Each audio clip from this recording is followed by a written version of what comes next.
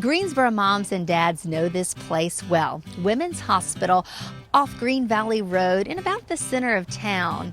Well, in the summer of 2019, this building will close to moms and babies, and a new women's hospital will open across town.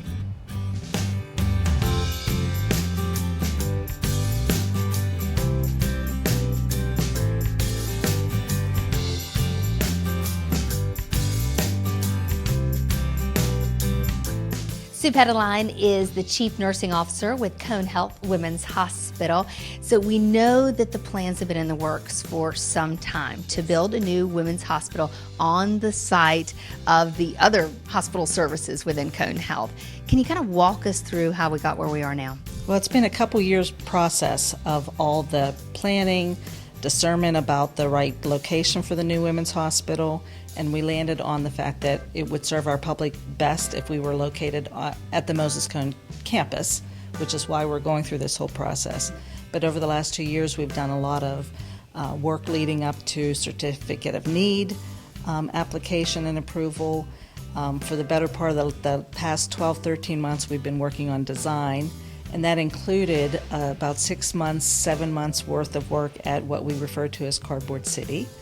We had close to 900 employees of all disciplines involved in that work, where they worked directly with the architects, looking at the plans, but then moving into full-scale mock-ups in cardboard to really refine the design. So where rooms should be located, what should be located within the room to support workflow and best possible patient care.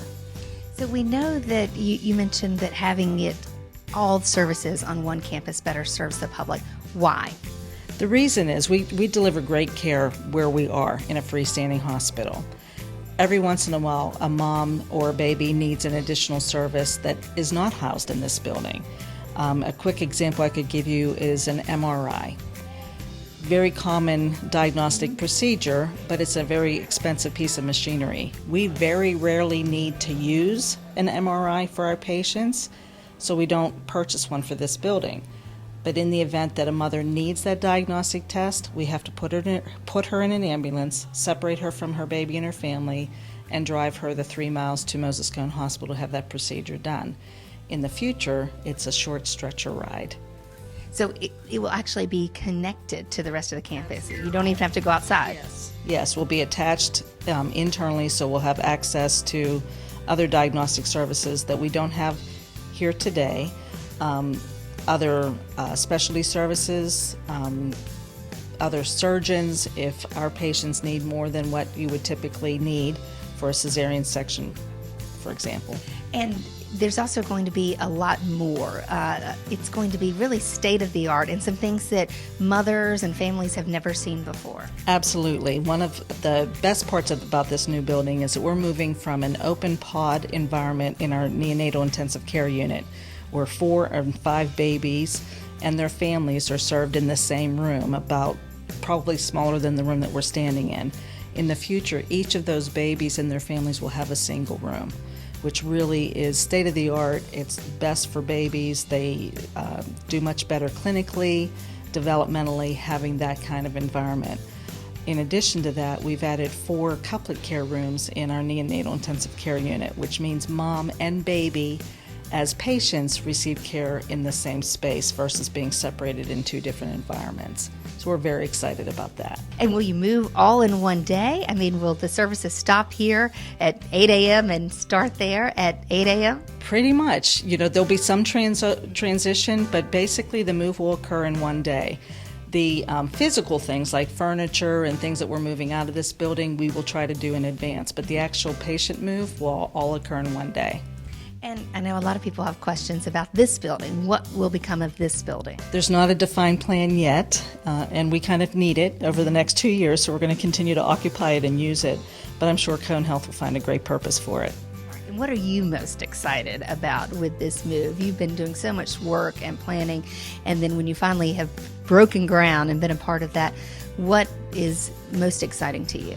I'll tell you what, the groundbreaking itself was a great example.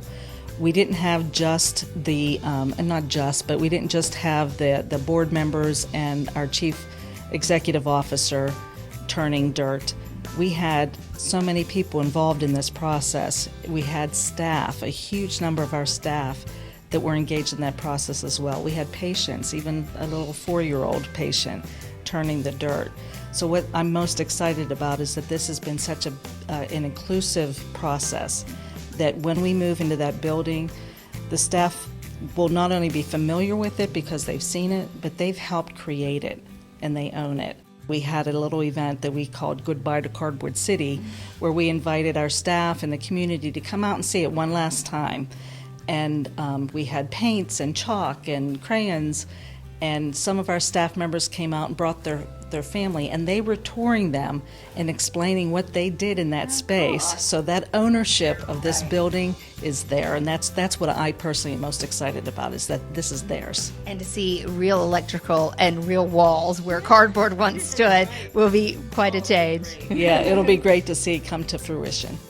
You can see construction is going on, a lot of dirt moving right now, and soon a structure will start to take shape. This will go up over the next 2 years, and in 2019, mothers and babies will come here to the new Women's Hospital. You can keep up with the progress, find out what it's going to look like and what's going on by going to conehealth.com/reinventingcare.